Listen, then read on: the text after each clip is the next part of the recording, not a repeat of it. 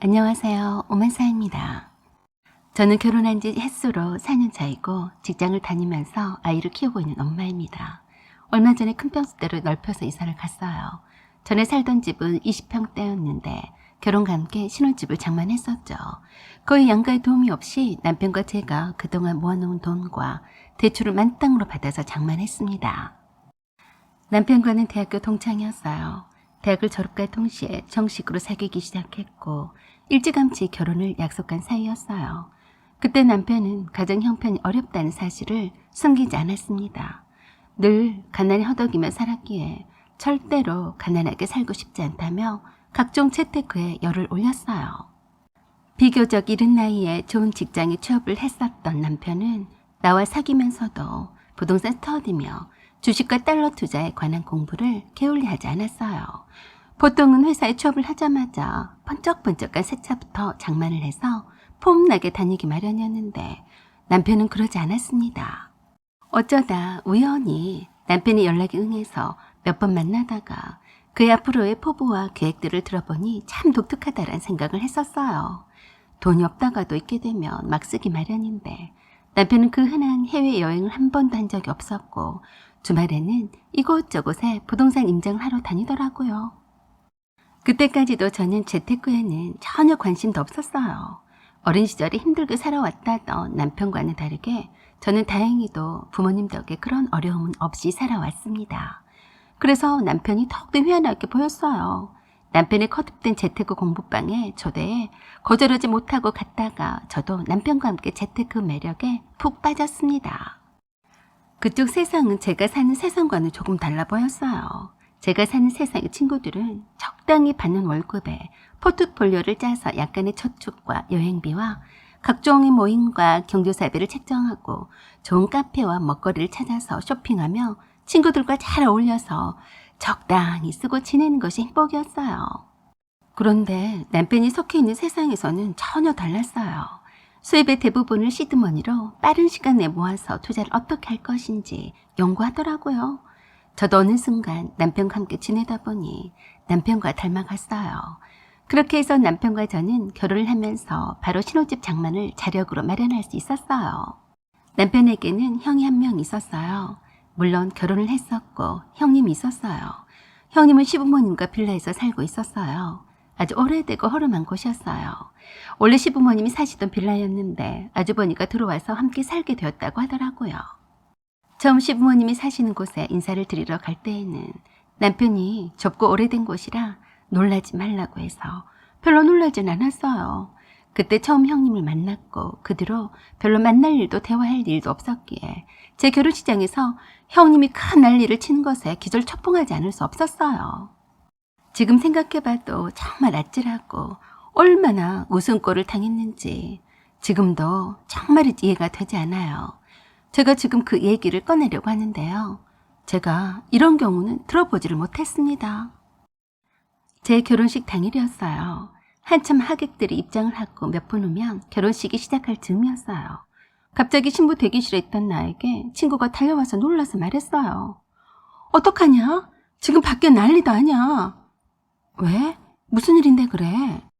아마 네 시집 식구인 것 같은데 땅바닥에 주저앉아서 울고불고 난리가 났어. 뭐? 진짜야? 미친 거 아니야?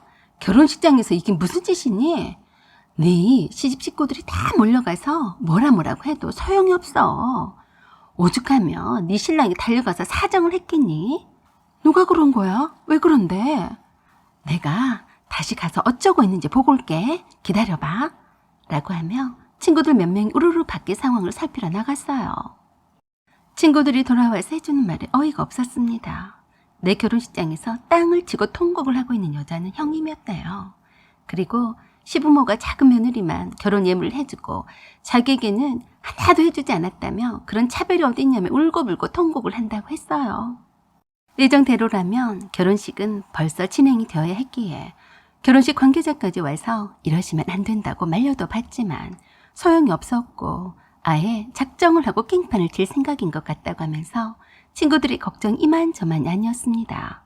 강제로 끌어내려고도 했지만 워낙에 하객들의 눈도 있고 해서 완강히 버티는 바람에 시댁 식구들이 난처해 한다고 하더라고요. 세상에 이런 일도 다 있나 싶었습니다. 형님이 저런 사람인 줄은 전혀 몰랐어요. 도대체 아주버니는 뭐하고 있었길래 형님이 처리하도록 놔두었는지도 깝깝하기만 했어요. 그래서 할 수 없이 시부모님이 저와 똑같이 결혼임을 해주겠다고 약속하셨다고 하더라고요. 아마 그걸 바라고 그 난리를 피워댄 것 같았습니다. 시부모님이 창피하고 쇠스러워서 일단 저와 똑같이 결혼 폐물을 해주겠다고 하신 것 같았는데 솔직히 시부모님에게 그만한 예물을 할 돈이 없었어요. 사실 시부모님이 저에게 해주었던 그 결혼 예물도 다 저희 집에서 보낸 혼수 애당과 남편 돈으로 마련한 것이었어요. 솔직히 형님은 혼수니 뭐니 그런 것도 없이 그냥 결혼식만 올리고 사셨기 때문이었어요. 그런데 막상 제가 할 것 다 하고 갖출 것 다 갖춰서 시집을 오니까 배가 아팠던 모양이었어요. 그렇다고 해서 시동생이 결혼식장에서 그 난리를 칠 일이었을까요? 아무튼 그러고도 창피한들도 모르고 태연히 가족 사진도 찍고 시댁 어른들 앞에서도 그러더라네요. 제가 오죽하면 그러겠어요? 제가 이렇게 가난한 집에 시집을 왔어도 큰소리 한 번 하지 않고 맏며느리로서 어머님과 아버님을 잘 모셨어요. 그런데 이건 너무하잖아요. 같은 며느리인데 버젓이 내가 보는 앞에서 동서한테 결혼임을 해주니 말이에요. 저는 10원짜리 하나도 못 받았어요. 결혼 반지도 싸구려고요. 그러자 시댁 어른들이 형님의 등을 터닥거리며 그래도 참아야 한다고 했다고들 했습니다. 정말 속모른 사람들은 얼마나 큰 며느리가 억울했으면 저렇게 서럽게 통곡을 했을까 하고 생각했을 것을 생각하니 어이가 없더라고요. 아주버니도 똑같은 사람이었어요. 그러니까 형님이 저 난리를 쳐도 불구경하듯이 한 거였죠. 아주버니는 그동안 일정한 직업이 없이 트럭으로 과일 장사를 하기도 했었고 그것도 여의치 않아서 조그만 공장에서 일한다고 들었어요. 형님은 조그만 제조업체 회사에 다닌다고 했습니다. 그리고 형님의 아들과 딸은 시부모님이 키워주고 계셨어요. 집안 살림도 모두 다 시어머니가 다 맡아서 하고 계신다고 들었어요. 아버님은 가끔씩 일이 있으셔서 밖으로 다니시긴 했지만 특별한 벌이는 없다고 들었습니다. 그래서 저희 집에서 보낸 혼수금으로 저의 결혼임을 해주신 것에 대해서 시부모님께 화가 난 것이 틀림이 없었어요. 그런 형님을 둔 저를 모두들 다 걱정을 했어요. 시부모님이 돈이 어디 있어서 형님의 애무를 저와 똑같이 해줄 수 있었겠어요. 저와 남편이 돈이 좀 있어 보이니까 형님한테 돈 좀 쓰라는 말과도 같았죠. 하지만 제가 그럴 리가 있나요? 이미 혼수예단에 형님 것도 다 해드렸는데 말입니다. 시부모님은 그동안 형님이 돈도 잘 못 벌고 없이 사는 집에 시집을 와서 고생한 형님에게 있는 돈 없는 돈을 다 끌어모아서 금목걸이를 해주었다고 했어요. 야단을 칠 일이었지만 따독거리고 살자는 생각이셨다고 했습니다. 하지만 형님은 만족하지 않으셨대요. 저한테 해준 만큼은 아니라며 차별한다고 기고만장해 하더랍니다. 아주버니도 한통 속이었으니 힘없는 시부모님이 더 이상은 뭐라 할 수도 없었다고 했어요. 그러더니 저와 남편이 신혼여행에서 돌아와서 시댁에 인사를 드리러 갔던 날에 형님이 저에게 그러더군요. 내가 이제껏 어머니 아버님을 모시고 살았으니까 이젠 자네가 모시게 이뻐하는 자식하고 살아야지 않겠나? 네? 그게 무슨 말이에요? 동서도 알다시피 우리 먹고 살기도 바쁘네. 나도 할 만큼 했으니까 이젠 동서하고 서방님이 알아서 잘 모시도록 했으면 좋겠어. 어찌됐든 우리는 어머니와 아버님은 못 모시니까 그리 알고 모시고 갔으면 하네. 이제 막 시집온 사람에게 별소리를 다 했어요. 얼마나 질투가 나고 배알이 꼬였으면 저럴까 싶었습니다. 시부모님도 다 있는데 앞에서 그런 말을 하다니 제가 남편과 시부모님을 쳐다봤더니 황당해하는 표정이었어요. 그래서 남편이 그랬어요. 형수님이 나가 살면 되죠. 누구 보고 모시러 마라 하는 거예요. 그러자 형님이 쌍심지를 켜면서 남편을 노려보면서 말했어요. 미쳤어요, 서방님. 내가 그동안 얼마나 고생하면서 모셨는데 지금 나한테 땡전 한 푼도 없이 나가라 이 말이에요? 그렇게는 못해요. 서방님은 잘나서 돈 잘 버니까 집도 퍼져시 있고 모시고 가세요. 알았어요? 막가빠 형님이었어요. 어이가 없어서 남편과 저는 더는 상종할 가치가 없는 인간이라고 치부하며 상대하지 말자고 하고 허허 웃기만 하고 와버렸어요. 완전히 무시해버리자고 했습니다. 시부모님 집에서 얹혀서 사는 주제에 뭐 어쩌겠냐는 생각에서였죠. 그런데 그게 아니었어요. 두어 달이 지났을 때쯤이었어요. 강원도에서 시어머니한테서 남편한테로 전화가 급히 왔어요. 만수야, 네 형과 형수가 이곳으로 데려다 놓고 말이다. 집으로 갈 때가 다 되었는데 연락이 안 된다. 전화가 모두 다 없는 번호로 나오지 뭐냐. 이게 뭔 일이다냐? 남편이 놀라서 아주버니와 형님에게 연락을 해보았지만 시어머니의 말씀 그대로였어요. 일단 데리러 오겠다던 아주버니와 형수를 기다리지 말고 올라오시라고 말씀을 드렸고 남편이 시댁에 가봤어요. 그런데 다른 사람이 이사를 와 있었어요. 시부모님의 짐과 물건은 창고에 보관해 두었다는 중개사무소 연락을 받았어요. 어떻게 된 영문인지 알아보니 아주버니와 형님이 시부모님을 속이고 시댁에 명의 변경을 해놨더라고요. 시부모님이 모질지 못하고 마음이 여리신 것을 노려서 속여서 도장을 찍게 했더라고요. 시부모님이 설마하니 자식이 부모를 속여서 그런 짓을 저지르겠냐며 믿고 찍었다고 했습니다.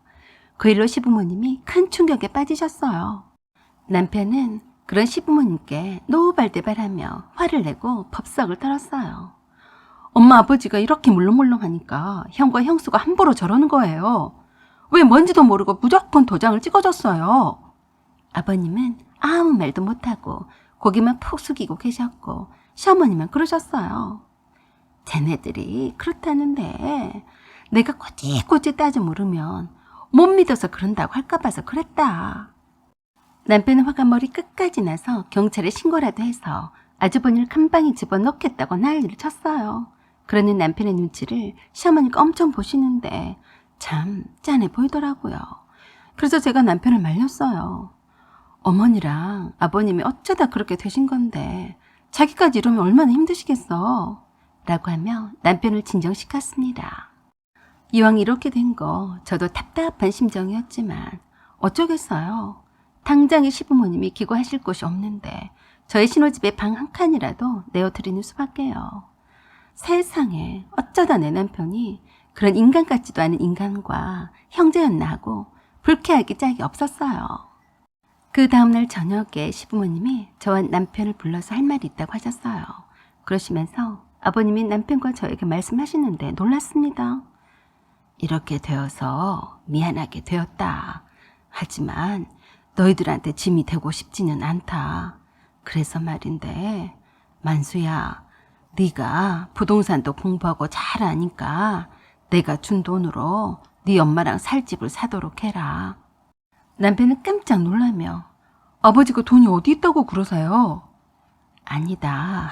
내가 그동안 해외 주식에 계속해서 투자하고 있었다. 지금 열어보니까 꽤 큰 돈이 되어 있더라. 사실 이거는 네 엄마랑 노후자금으로 너희들한테 짐 안 지고 살려고 꾸준히 넣어둔 거다. 변두리의 주택이어도 좋다. 깔끔하고 살기 편한 곳이면 된다. 남편은 믿지 못하겠다며 진짜로 돈이 있는 것 맞냐며 몇 번을 되물었어요. 참 다행한 일이었습니다. 그렇게 해서 아버님이 제시한 가격대로 집을 마련해 드렸어요. 이왕이면 개발 호재가 많은 곳으로 병원도 멀지 않은 곳에 작은 아파트를 사드렸어요. 그때까지도 형님과 아주버니는 연락도 없어서 연을 끊고 사는 것이 차라리 낫겠다 싶었죠. 그리고 2년이 지났을 무렵에 우리는 큰 평수대로 브랜드가 있는 비싼 아파트로 이사를 가게 되었습니다. 아버님이 사신 아파트 시세가 남편 덕분에 많이 올랐다며 적지 않은 돈을 보태주셨어요. 그 아파트 입주 전 청소 영역을 부탁했어요. 청소가 다 되었다는 연락을 받고서 점검자 시부모님과 함께 입주할 아파트에 찾아갔습니다. 그 청소 영역업체 사장님이 미리 와서 기다리고 있었어요. 아직 이웃 세대인 앞집은 청소가 한창인지 그 청소 영역업체 사장이 이것저것을 지시를 하고 있었어요. 저희 집을 잘 둘러보고 난 후에 시부모님이 앞집에 입주 전 부분 리모델링을 했다고 해서 구경자 둘러보자고 했어요. 아직 청소가 다 끝나지 않은 상태여서 한참 몇몇이 청소를 하고 있더라고요. 청소업체 사장이 안내를 해서 들어갔어요. 그러다 청소를 하고 있는 한 아줌마에게 그 사장이 말했어요. 김씨 아줌마, 여기 변기 닦는 거 잊지 말아요. 아이고, 알았어요. 라고 하며 뒤돌아보는데 세상에 이럴 수가 있나요? 바로 형님이었어요. 바닥 청소를 열심히 하고 있더라고요. 형님도 놀랐는지 입을 다물지 못했습니다. 아, 어머니, 아버님 여긴 어떻게? 그렇게 막 나간 형님을 마주쳤어요. 시부모님은 바로 그러셨어요. 내가 왜 네 어머니냐? 난 너 모른다. 전과는 다른 냉랭한 시부모님의 표정에 형님의 표정이 굳어져 있었어요. 날짝도 두꺼운 형님은 저에게도 언제 그러냐는 듯이 어색하게 그러더군요. 아니, 덩서가 여기는 웬일로 온 거야? 웬일로 오긴요? 입주 전에 사전 점검차 온 거예요. 여기 앞집도 형님이 청소한 거예요? 그러자 그 청소업체 사장이 그렇다라고 했습니다. 형님을 여기에서 만나다니 참 재수가 없다고 생각했어요. 아버님도 기분 좋게 집 보러 왔는데 형님을 보게 되자 오만 인상을 다 찌푸리며 그러셨어요. 아이고, 이사 오기 전에 재수가 없다. 소금이나 팥이나 있으면 한 대박 뿌려놔야겠다. 라고 하시며 얼른 그냥 나가자고 하셨습니다. 그런 모습을 한참 동안이나 쳐다보고 있었는지 그 청소업체 사장이 하는 말이 크게 들려왔어요. 아줌마, 뭐하고 있어요? 얼른 이거 끝마치고 다음 집에 가야 하는데요. 빨리 해요. 저는 속으로 생각했어요. 낯짝이 두꺼워서 언젠가는 또 찾아올지도 모른다고요. 하지만 아버님한테 돈이 있어서 이렇게 큰 집에 넓혀서 이사 온 거는 꿈에도 생각하지 못할 거라고 생각했어요. 시부모님은 아주버냐 형님이 부모를 저버렸으니 절대로 다시 볼 일은 없다고 하셨으니까요. 아주버냐 형님은 평생 그렇게 살 팔자로 살 거라고 생각하니까 참 안 됐다는 생각을 했습니다. 설레발을 치지 않고 그저 가만히라도 있었으면 시부모님의 성품이 똑같은 자식이고 장남이라서 그저 모른 척 하지는 않으셨을 텐데 어쩌다가 이제 막 시집 오는 동서에게 질투가 나서 패물을 해주느니 많이 하며 막 나간 행동을 해버렸고 급기야는 부모를 버렸으니 당연한 결과였습니다. 저나 남편도 아주버니와 형님이 다시 찾아온다 해도 만나지 않을 것이며 없다 셈치고 살려고 합니다. 그저 시부모님과 우리 가족이 건강하고 화목하게 살기만을 바랄 뿐이네요. 사연은 여기까지입니다. 구독과 좋아요 부탁드려요. 감사합니다.